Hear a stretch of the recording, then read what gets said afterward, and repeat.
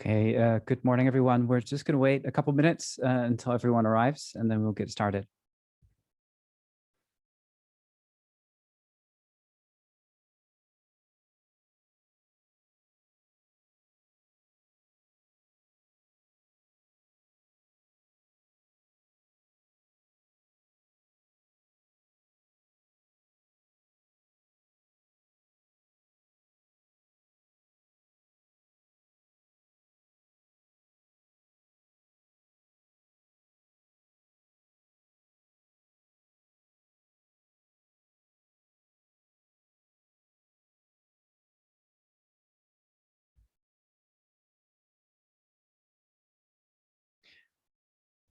All right, well, let's get started. Very good morning to everyone from Singapore. My name is Alexander van Zerbellen. I'm the Senior Consultant for Research Intelligence at Elsevier.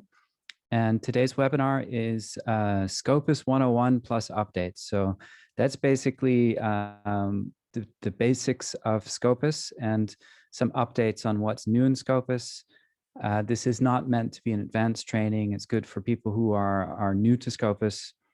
I'll probably not talk a full hour, which is good. And we'll look in the Q&A box. If you want to ask questions, please put them in the Q&A box. I will try to answer some of them. If there are a lot of questions, I might not get through all of them, but I'll do my best. And let's see, today's agenda is I'm going to give a quick introduction on what Scopus is, what you can use it for. Then we're going to look at what's new in Scopus. It's an online tool that's constantly being developed. So there's often new features and maybe some changes to existing features. Third, I'll give a demonstration of key use cases for researchers. So I'm very focused on the process of doing research in Scopus, where we're looking at searching and discovering peer-reviewed scientific articles, reviews, book chapters. We're going to look at how can you link from search results in Scopus to the full text of the paper at a publisher.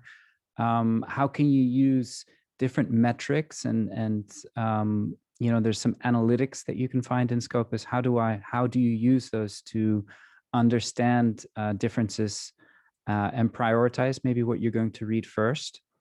We're going to look quickly at searching for journals, searching for people, searching for institutions, and setting up alerts. And then last, we're going to show you how you can get a certificate for today's training. And this is the first in a series of webinars that we have planned across Southeast Asia. So just to be clear, these are not institutional webinars. Anyone is pretty much free to join them from any country or institution in Southeast Asia. And today is the first session here. But we have several other sessions planned. You can download a PDF of actually exactly the PDF that you see here on the left using the QR code here on the right. When you download the PDF, to register for the sessions, you would just click on the register here button in the PDF and it will bring you to a registration page. The schedule is that on the 22nd of July, we're going to look at how Scopus selects content, right? So how do we choose which journals, books, and so forth get into Scopus, and how do we curate, make sure that the content is high quality? So, third session will be on how to analyze the UN Sustainable Development Goals, so-called SDGs. I get a lot of questions about that, so we want to look at in detail in SciVal. So not all of the webinars are about Scopus. Sometimes they're also about SciVal. We look at how can you analyze SDGs in quite a lot of detail.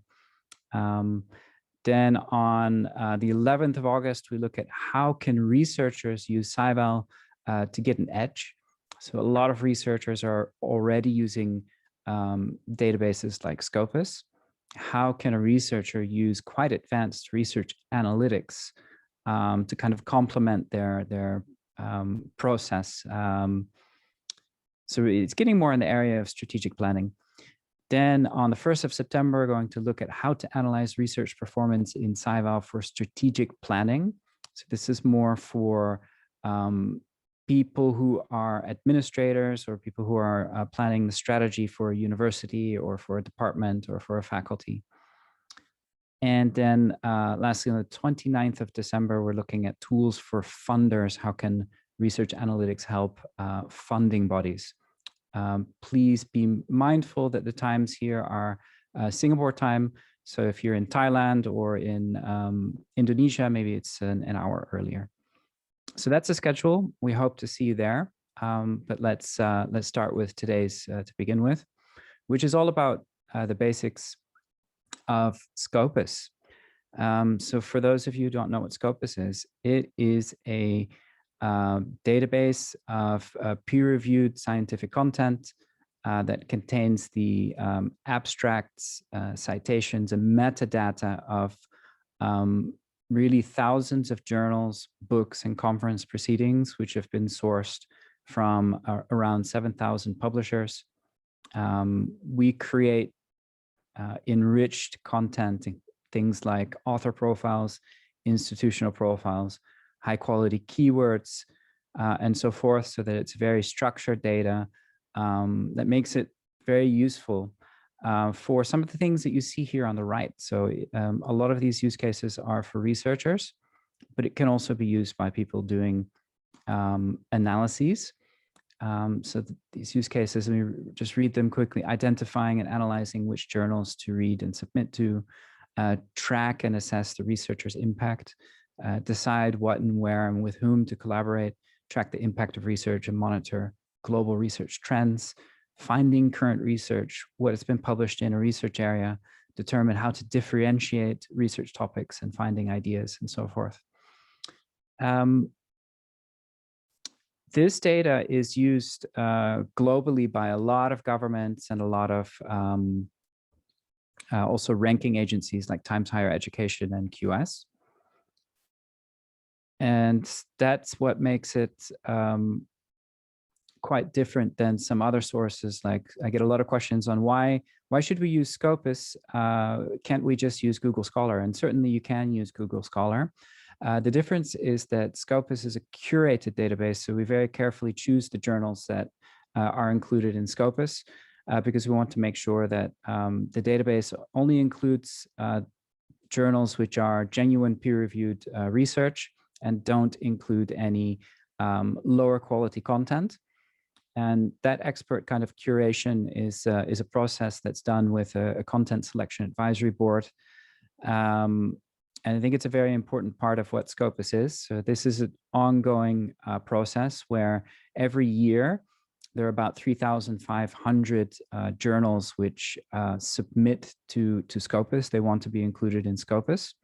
And every year we accept a little bit less than half of them, roughly speaking. So more than half of them don't meet the criteria and don't make their way into Scopus. So we're quite selective. And next to that process, there's also a reevaluation process where the existing content that's in Scopus is constantly monitored to make sure that the journals continue to meet the quality criteria for Scopus. But for you as a researcher, administrator, or librarian, or so forth, it's good to understand that the content is curated. And speaking of which, I forgot to do a poll to ask you who you are. So I'm going to quickly run the first poll.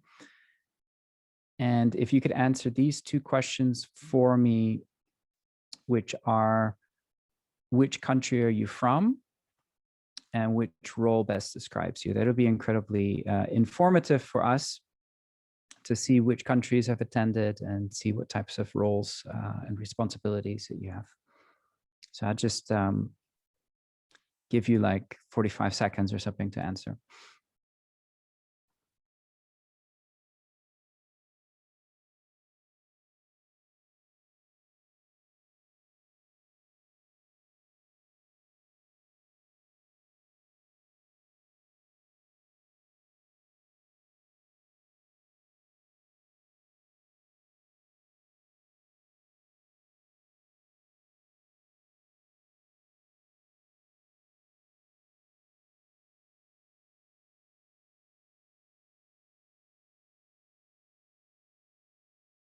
Okay, I'm going to stop it in 5 seconds, 3 seconds, 1, and end. Now I'm going to share the results with everyone, where we see that a lot of you are from Malaysia. So hello to our neighbors. Hello, Malaysia. Less people. So we have some people from Thailand, Indonesia, Singapore, and the Philippines, but most people are from Malaysia. Welcome. It's been a while since I've been able to visit. What role best describes you? We see a lot of students and researchers, but also librarians, faculties, and some administrators. So that was really insightful for me. Thank you very much for sharing that. I'll quickly move on, talking a little bit about Scopus. So Scopus is curated, and that curated content sits at the heart of the story. That curated content covers all the major subject areas. It covers journals, books, conferences, and we also have all of that content from all of the regions. So we see that there are more than 2,230 journals that are published from Asia Pacific. On top of the content, we build things like author profiles and institutional profiles, so that every researcher has a profile that's created for them. So it's already there. And every institution also has a profile. On top of that, we provide analytical metrics and indicators so that you can understand different aspects of research, which we'll look at shortly. Scopus connects everything. So every researcher is connected to their papers, but every researcher is also connected to the institutions that they've worked for, to their co-authors, to funding data and so forth. So that way it's connected, but for you as a user, it means that you can find a paper and link to the author, and then link from the author to all of the author's other papers, or you could, start with an author and find their co-author and then see the papers of the co-author and so forth. So it makes it quite easy to navigate and understand the relationships between things. The most latest statistics, and I won't go through this in detail, don't want to bore you, but just understand that we cover journals, conferences, books. We link out to patent results. We cover all the major subject areas. Scopus has over 10,000 new articles added every day, right? So there's a lot of new content getting into Scopus all the time. And that's why you can set up search alerts to stay aware of that new content. Over 16 million of our papers are open access. Over 6,000 of the journals that are in Scopus are gold open access. If we look at the coverage of the publishers,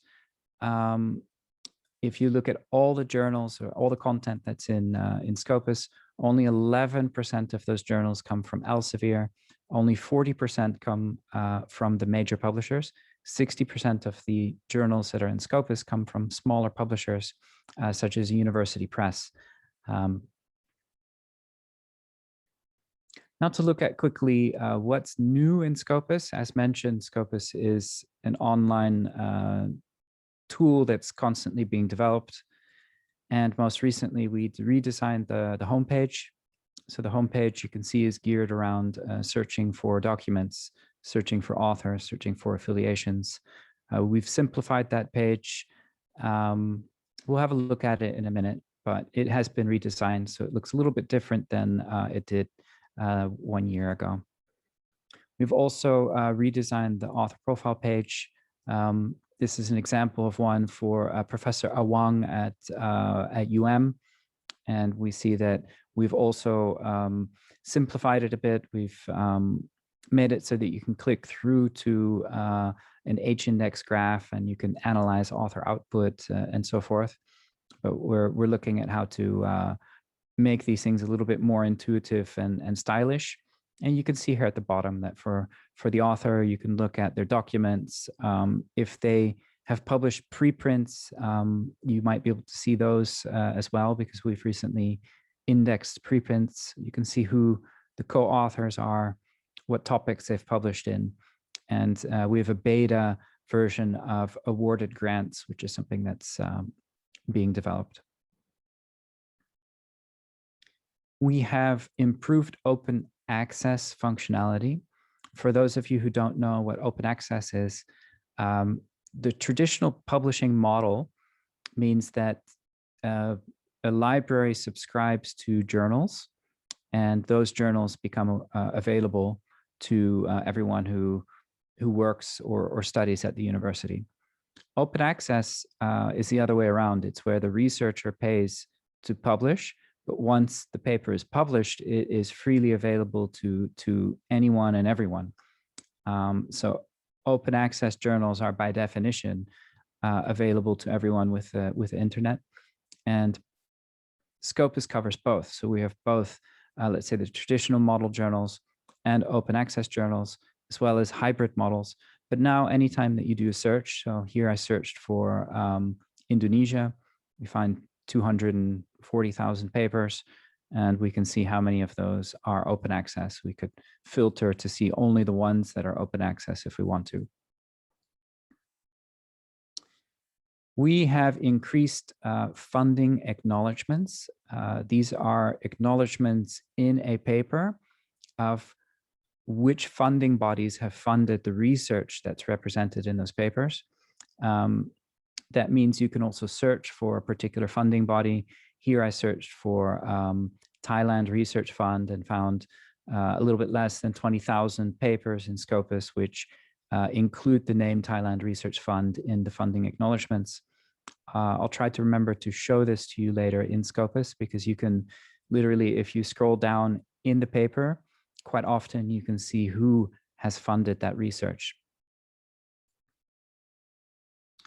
We recently added a views count metric. So when you look at the document page, so if you were to open a paper in Scopus, so here you see this paper is about COVID-19 and gender differences. On the right-hand side, you will typically see how often that paper has been cited. However, with new research, it takes time to receive citations. Citations can take a year or sometimes even more to start collecting. But sometimes we want to understand the impact of research at an early stage. COVID-19 research is all very new because COVID-19 is new. And views counts, you can see that this paper has not been cited yet, but it has been viewed in Scopus 433 times, which is an additional indicator that's there for you to understand the influence that a paper is having on other people. So today, I'm going to go through these use cases. I already read them out in the beginning of the webinar, so I won't read them out one by one, but I will go into Scopus and just quickly demonstrate each one. But before I do that, I want to run another poll. Let me see how I can do that. Poll 2. Because I'm very curious to know how often you guys use Scopus. If you're, people that never used it or have used it sometimes, that'll help me to provide, to share in a little bit more focused on you guys.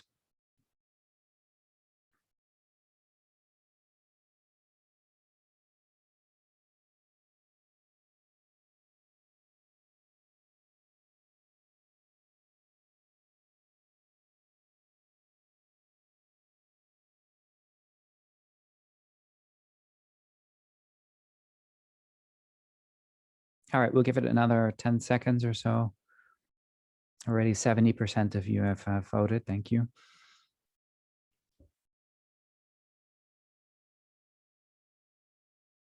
All right, I'll end the poll.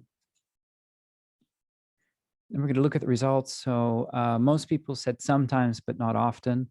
But 38 or 13% of you have never used Scopus before. So to the new people, welcome to Scopus. I hope that this will give a good introduction to the people that use it sometimes, but not often. That's interesting. We don't necessarily need to use something daily for it to be useful. And there are 10% of you use it daily. I also speak to and work with a lot of people that use Scopus quite often. So thanks for sharing that. And I'm gonna now go live into Scopus and try and just spontaneously talk through some of this. So I'll start with searching, discovering articles, reviews, and book chapters. Oops, that was the next slide, but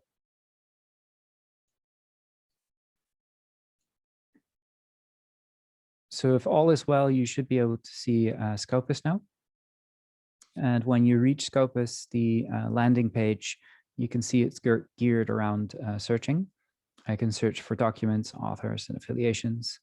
When I'm searching, I can decide to search in different fields, right? So if I wanted to search for a city or a country, I can do that. Or if I wanted to search for a funding sponsor. So there's a lot of different options here to keep in mind. But the default option is searching for article title, abstract, and keywords. And I've used this search here, COVID-19, just because that's unfortunately a topic that's on our minds a little bit too much. Now, if I search for COVID-19, I see that there are 164,000 papers. And you can scroll through them, right? That would be the long way of doing it. There's different ways to sort through this. So if you get a lot of search results and you're not sure where to start, you can filter.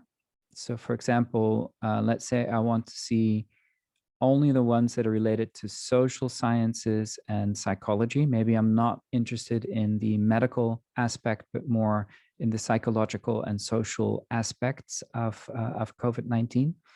So I've got a subject filter here, and I'm going to limit to. So there, now I have 26,000 papers. That's much less, but it's still a lot of papers. So if I was doing some kind of a literature review, or if I was trying to become an expert in COVID-19 or create a report, I definitely need to decide what I'm going to read first. What I used to do is to sort it by citation. Because if we sort by citation, we get the most highly cited papers at the top. And for whatever reason, these are the papers that have created the most impact. They're the ones that most other people have cited in their subsequent papers. So these might be, it might be a good starting point to read some of these papers. Now to open the actual paper, just click on the title. So this brings us to the document page, where we see a number of things. We can see the title. We can see that this paper is authored by 3 people who come from two different departments in this university in China. And that's published in Bioscience Trends, which is an open access journal. On the right-hand side, we can see the number of citations and that how it relates to world average. So we can see that it's really received a lot of citations. Now, we could read the abstract here. We can see the keywords. The yellow ones are the ones that, because I searched for COVID-19, these are the ones that are the hit. You can see some integration with Reaccess, because this is related to chloroquine. And we can see here indexed keywords. So these are high quality keywords representing the paper. We can see that it belongs to a particular topic, and we can see the references. So that's all useful information. But to get to the actual full text of the paper, you've got a couple of buttons up here. So there's a button here, full text. And if I click on that, it should open a new window.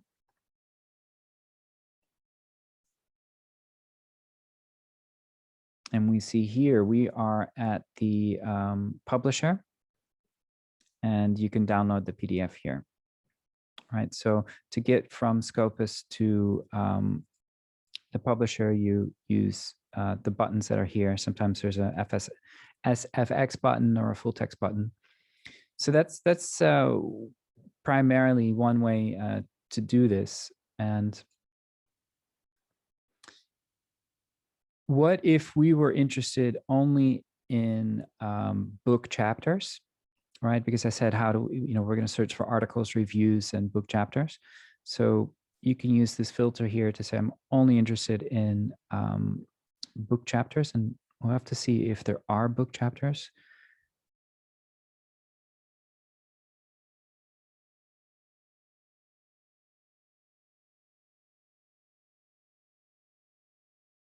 So here are 322 documents that are book chapters.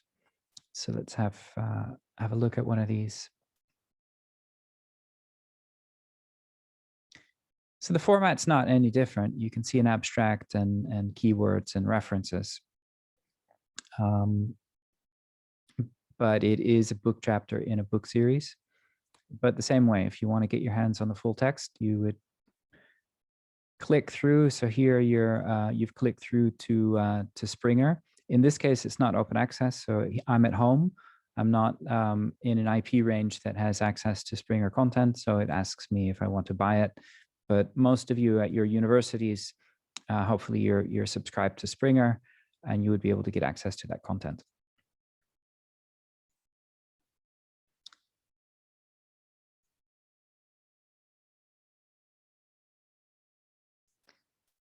Now, let's say that you were, I'm going to go back and edit this search because I want to include all the content. So you can see here, this is the search in an advanced search format, which you don't need to know how to do that. But so let's say that you're doing you want to do a review of all the reviews that there are. So here again, you can use the filter here to look at all the review papers. So all these filters are here. You can filter by country, you can filter by language, you can filter by a lot of different things, and that's pretty much the way that you navigate through Scopus. Here you can have it ranked by relevance or age or by citedness. So that is the basics of searching in Scopus and linking through to the papers. So I already showed the first two, using impact metrics to understand and prioritize. So let's go back to, I'll just do the same search. So I have ranked them by citedness.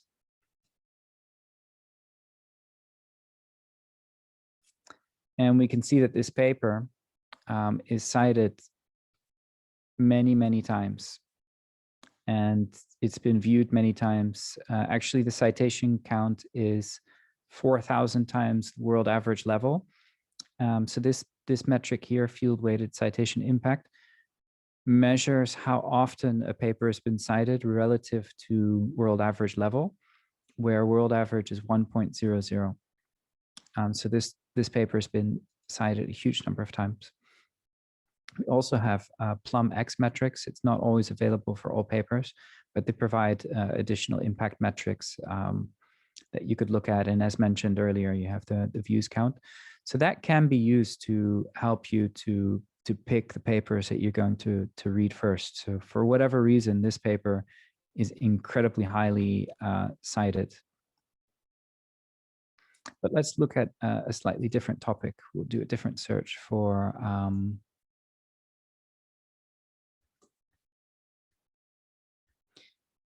tacit knowledge. Let's look at tacit knowledge. So in tacit knowledge, we also get thousands of results. I might not know where to start, but I have it ranked by cited by, and I can see that these papers here at the top are incredibly highly cited. So I could decide that I need to read these papers based on these statistics here. And The PlumX metrics show you number of abstract views and number of readers that there are, number of times that a paper has been shared on Twitter or on Facebook and so forth. So all of these metrics here together tell you something about how the paper is being consumed by others. And in this case, you can see it's highly cited, 71 times world average. You see that there's a lot of activity here. And that can be used for as an indicator for me to decide that this is one of the papers that I should read first.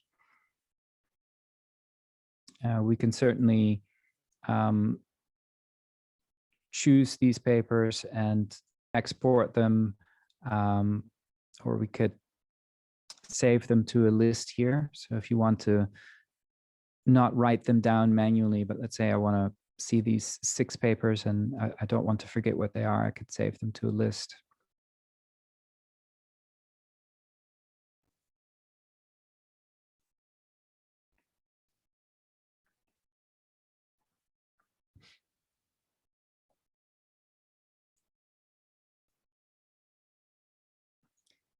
Searching for people and institutions. So that's a slightly different topic. So here,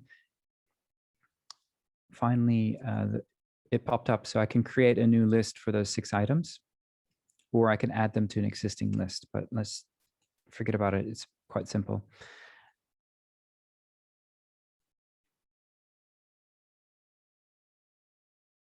If we go back to the first page, remember, we've been searching for documents, but you can also search for people, authors, or affiliations, which are institutions. You can do this by name. So you could search either by name or ORCID ID. So if you have an ORCID ID and it's already linked to an author profile, you can use that. But usually by name, you use the last name. This is the last name of my professor at the University of Amsterdam, and I'll just use the first letter R. And then we'll see what I get. So I see here one search result for Richard Ritter-Inckhoff, University of Amsterdam. I said that, yes, that's my guy. And it brings me to his author profile page. I can see that he can claim his profile and connect it to ORCID if he wants. You can connect it to Mendeley, but we can see he's affiliated to the University of Amsterdam because he's a very senior researcher. It was a history of papers back to 1991. It's an H index of 64. So that means that 64 of Richard Ritter-Inckhoff's papers have received 64 citations or more, right? So we can see the H index of Richard. We can see that he publishes in a number of topics related to inhibition, working memory, and so forth. And we can see his complete list of papers. You can see that Richard has actually published 3 preprints. So these are papers that are have not made it through the peer review yet, but in this case, they've been a preprint has been put in a repository, which we're covering now in Scopus. And that means that you can get an earlier indicator of certain things, right? You have access to papers at an early stage, but you should understand that these are preprints. They've not yet made it through peer review. And we can see all of Richard's co-authors and so forth. So this is one way, if when I did research, I would find certain researchers who were really they were the pioneers in this field that I was trying to become an expert in. So it was good for me to read all their papers, and it was straightforward for me to find all their papers by coming to Scopus. And I could set an alert and say, I want Scopus to tell me every time Richard publishes a new paper and it's loaded into Scopus, every month I want to receive an email on the first of the month. Yeah, the first. And then, basically you're going to get an able once a month that gives you a list of all the new papers that Richard Ritter-Inckhoff has published, if he has published any. And that's a good way to keep up to date with authors.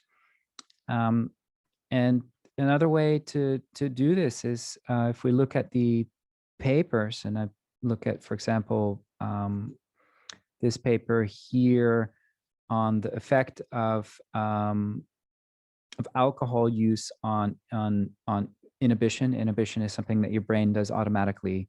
They're looking at the effect of alcohol.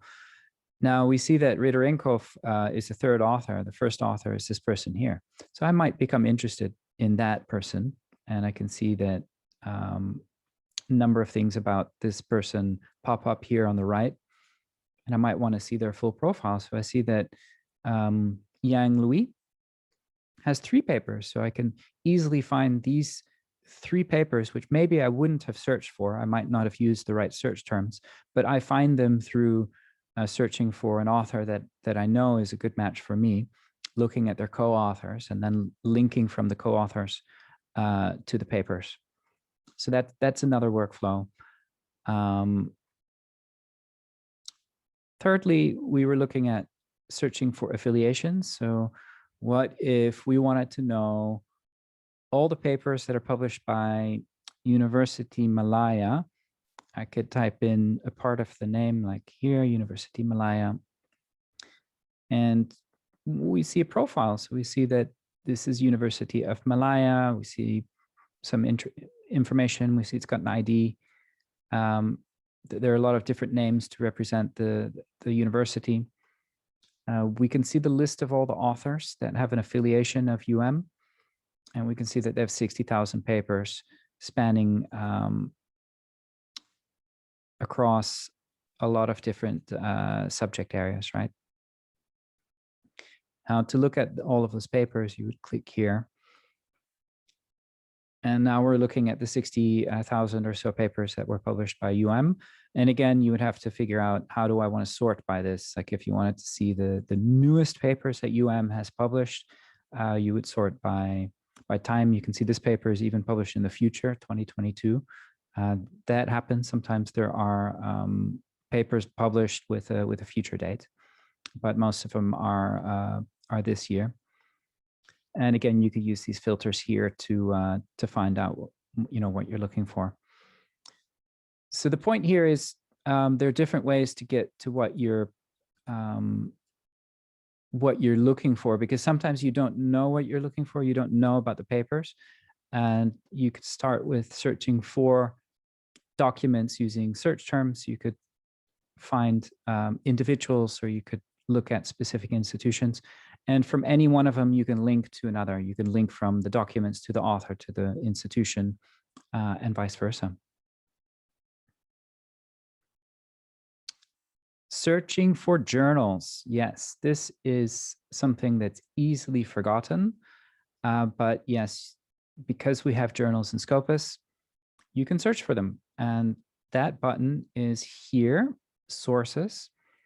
So for the sources button, that brings up this window here, and you can see all the journals that are in Scopus. Let's say I'm a researcher and I am publishing in oncology research. And in that case, I'm going to set it to subject area, and I'm going to find medicine. And within medicine, I'm going to see if there's something related to oncology. And there, I found oncology. So I'm going to apply that filter. We see there are 500 journals in Scopus related to oncology. Now, let's say that I won a funding, a grant. And this funding body says that I must publish in an open access journal. I can use this filter here to show just the open access journals. I have to press apply. So we see 112 journals in oncology are open access. Let's say that my supervisor, my boss at the university says he or she wants me to publish in at least a quartile 2 or quartile 1 journal, but not quartile 3 or quartile 4, because they have high expectations of me. If I press now apply, I see that there's 61 journals which are oncology that are open access and are either quartile 1 or quartile 2. Now I can look through these. let's say that I'm specialized in breast cancer research, and I find this journal is an open access journal related to breast cancer. It's published by Springer Nature. We see that it ranks in the top quartile for oncology. It's ranked number 47 of 340 journals. And you could link here to look at all the papers. You could go to the homepage here. So if you want to understand more about the journal and what their requirements are and how to submit, you would go to the homepage here, or you could search online. Doesn't really matter, but this is one way for you to find high quality journals by searching in Scopus. So again, you just go to that button here, sources, and then do that search.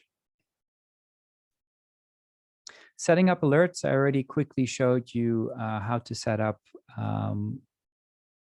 an alert for authors, but let's say that you really want to keep up to date with all the newest COVID-19 research, but not all COVID-19 research. You want to keep up to date with, give it a minute.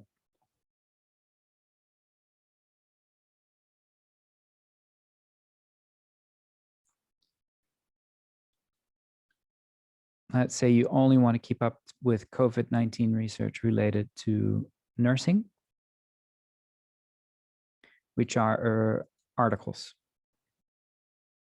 Limit 2.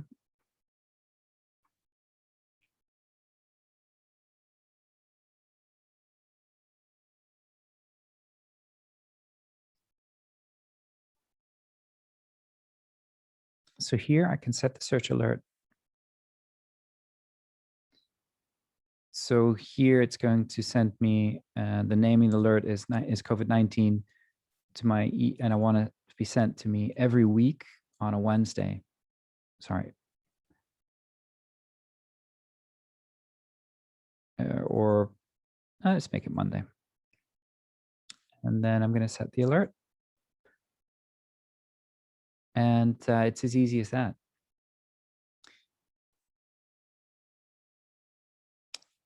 So I've been talking for quite a while, and I've showed you basics of Scopus. So this is not really advanced stuff. I know a lot of you have grown up with internet and tools, so probably you already know how to do most of these things.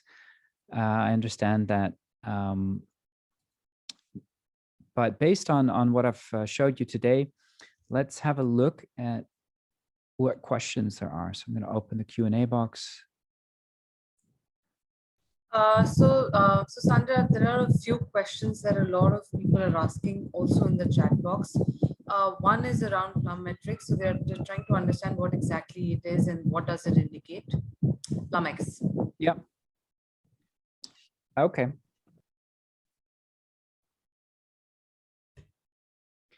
Let's have a look at Plumex. So I'm back in this COVID-19 search, but it's not, COVID-19 is not a great search for this. Well,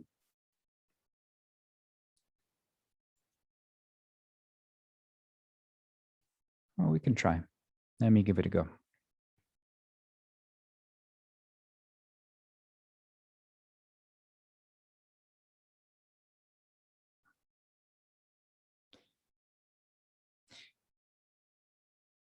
So what we see here is that this paper on effects of COVID-19 home confinement on eating behavior and physical activity, that's a really relevant topic to the current situation, isn't it? We can see it's been cited 305 times in Scopus, right? So I guess you all know what citations are. It's been viewed 189 times in Scopus. We can see that it's relatively highly cited compared to world average. In addition to that, Plumex metrics will show us how many citations it has in total from all citation indexes that are included. It shows the number of readers that have added it to Mendeley, for example. So readership is when someone takes an article and they put it in a tool like Mendeley with the intention of reading it, PlumX will count that as a reader. So we can say that there are 1,400 people that we would consider readers of this article. News mentions, this means that online news sources have mentioned this article twice, which is that shows that the paper is being referred to by media. So it's gotten the attention of the news. So that's yet another type of impact. And then we have social media here, where we can see that this paper has been shared, liked, or commented on 103 times and tweeted 25 times. We can see more details on this by clicking through, and these metrics will be here. There's also a PlumX dashboard that you can open. Sorry, I need to sneeze. All right, apparently I'm saving that sneeze for later, but so I've just linked from Scopus to the PlumX dashboard for this paper. So we see here the effects of COVID-19 home confinement. These are citations from both Crossref and Scopus added together. So it's more than just a Scopus citation count. Readers, again, we're basing that on Mendeley. So 1,405 people have added this paper to their Mendeley. It's been mentioned twice in the news. It's been tweeted, and you can link to see all the tweets here. You can see the news articles that have mentioned this paper here. So that is basically looking to understand the wider spectrum of impact and influence that this paper has had, where traditionally we used to only look at citations, but there's so many different ways that we can measure the impact of a paper. If people are talking about it on Twitter and Facebook, and it's being mentioned in the news, and maybe it's being mentioned in Wikipedia and so forth, that's all very important information. If it's your paper, you get bragging rights, right? But if you're a reader, it suggests that there's something about that paper that's important. And that is complementary information that it's in Scopus. So again, if we go back to that, right, we found this paper, we open the document page, we see this here on the right-hand side. You just go here to PlumX metrics, you open this here, press here, see details. It brings you to another page that shows you metrics about that, about this paper, right? And then here to go to the PlumX dashboard, you press here, see details, and it will open that page. I hope that answered this question. Sonam, are there other questions? Yes, Andrew. So there's another question. I think it's coming from the people who haven't accessed Scopus. They're trying to understand that do they need a login, or do they need to be on some kind of website to be able to access Scopus, or is this something which is a free resource? Are there parts of it which are free for people to access? Good question.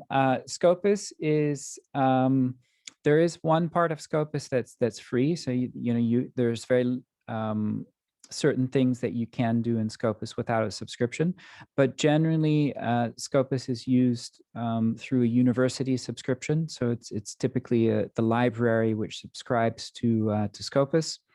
The university is then given IP access, which means that all people within the IP range of the university can freely use Scopus.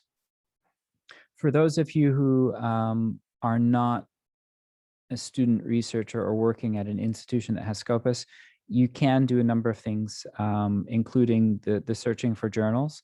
So this whole part of searching for journals is a free layer in Scopus. So you can still see which journals are there in the way that I showed it. But most of you, if you are at a university, please contact your library to see what resources they have. A lot of universities around the world are subscribing to Scopus. I would say most of them. So if you're at home and you don't have access, then please contact the library to ask them how you can get access to Scopus remotely. Thanks, Sandra. We have another question where somebody's asking that, can you show us what is the best way to get list of journals indexed in Scopus? sorry, I'm not sure. Can Can you you repeat show me, can you show me the best way to get list of journals indexed in Scopus? Yes. So that, yeah, I understood the question. I'm sorry. I'm a little bit slow today. So, landing page is here, right? So we go to scopus.com. Then we go up here to sources. And this list are all the journals that are in Scopus, but some of them, sometimes journals start publishing and they stop publishing, which means not all journals are active journals. Some journals retire, they cease to exist. We keep that content in Scopus, but it just means that no new papers are being added. But the place to get the list of journals that are covered in Scopus is here. So you just press here on download Scopus source list, and you can download that Excel sheet, and it tells you exactly which journals are in Scopus. It has filters for subject areas and all of these things, and it indicates which titles are active, which ones are discontinued, and so forth. That's the best place to do it. Again, this part of Scopus is accessible to everyone. So I think that's the best place. Okay, so we have actually two different people asking this question. So the question is that how can you set alert for affiliation? And then we have another person asking that if I'm done with the alerts and I don't need to get them anymore, how can I remove them? Good question. Yeah. Affiliations. Let's search for let's see, a different university. It's been a very long time since I went to Unimap, and here, set document alert. So you just go to the affiliation page, and then on the right, you can set the alert here. So again, if I click on that, it's going to say search alert. I want to receive it on, and I don't want to set this up, but to your point, how do you get rid of alerts? So that's a good question. So if I press here on the little bell at the top right, you see that it's next to the question mark between the institution and the question mark. Then I can see all of the alerts that I have set up, and I can either delete them or I can set them to inactive. So if I don't want to necessarily receive these papers for a while, I can set them to inactive, which means I can easily activate them later. But if I want to actually delete it, so let's see this one, I just want to delete it, and that's pretty easy to do. So the next question, Sander, is will Scopus adopt altmetrics on your system? Altmetrics. Oh yeah, PlumX is exactly the same as altmetrics with a different name. So PlumX is a particular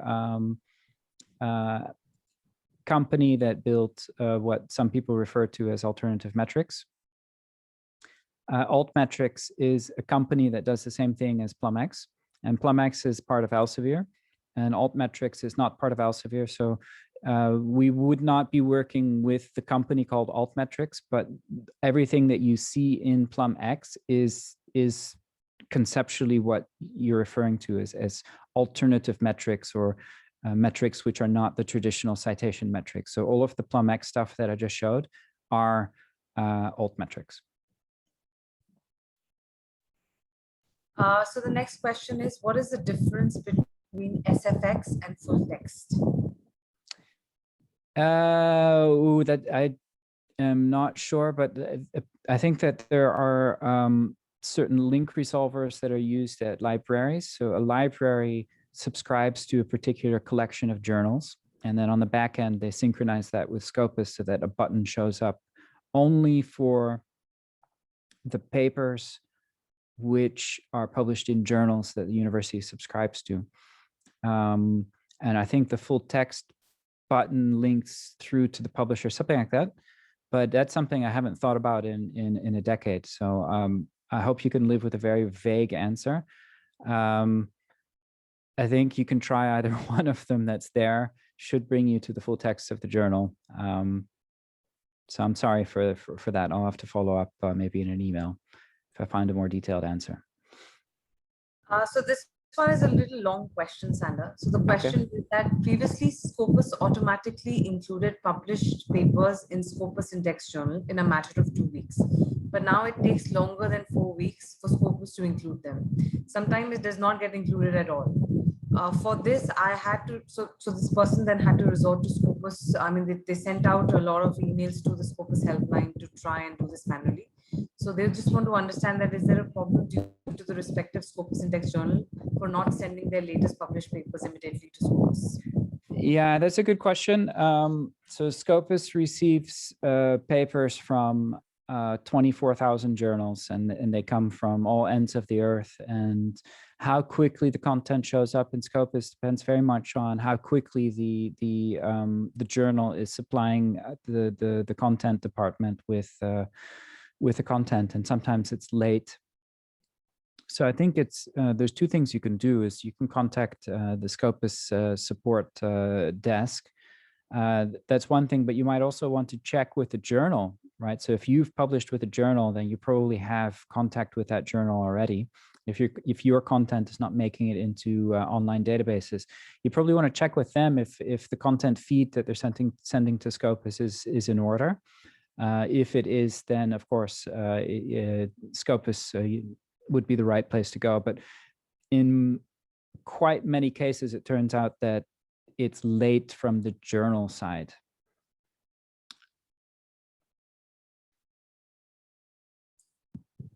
Okay, so this one is a little simple for you. So we have three more minutes. We'll do Okay. one more, and then So, yeah. so how can I check a journal either is Scopus indexed or not? Is there a simple way of doing this? That's the same question as before. So if you start in Scopus and you go to sources, here you can see all the journals that are in Scopus. Now, instead of searching through these results, if you want to see it in an Excel sheet, click here, you'll see an Excel sheet that gives all the details of all the titles. So that's journals, books, conferences that are covered in Scopus, with details of whether it's active or discontinued, subject area it's in, what years are covered in Scopus, and so forth. So that's the place to do that. Yes, and if you have time for another question, there's one where they're trying to understand that if a journal is not indexed in Scopus anymore, what happens to the citations? So journals which are not indexed, the papers that were already published stay in Scopus, and they continue to receive citations. So in principle, as long as the journal was covered when you published, right, the content that was indexed in Scopus will stay in Scopus. Once it's discontinued, it means that there's no more new articles being added, but the existing content stays in Scopus and continues to receive citations. Thank you. We still have a few more questions, but we don't have time, We unfortunately. don't have time. I'm trying to really be a bit of a time-disciplined person. That's not to be mean, but I know that sometimes people have to jump to the next thing, and we want to make sure that everyone sees all the help resources that are here: Scopus blog, Twitter, newsletter, info site, and so forth. Last but not least, you can, if you wish, you can get a certificate. It requires that you fill in a survey. You can get access to that survey and the certificate by scanning this QR code. The survey, the rating is really important to me. So if you answer it, it's much appreciated. The first question especially is important to me.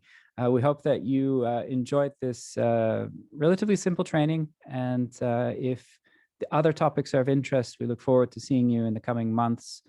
I hope that everyone is relatively well and healthy. Take care, and that's it for today. And Sonam, thank you very much for helping me.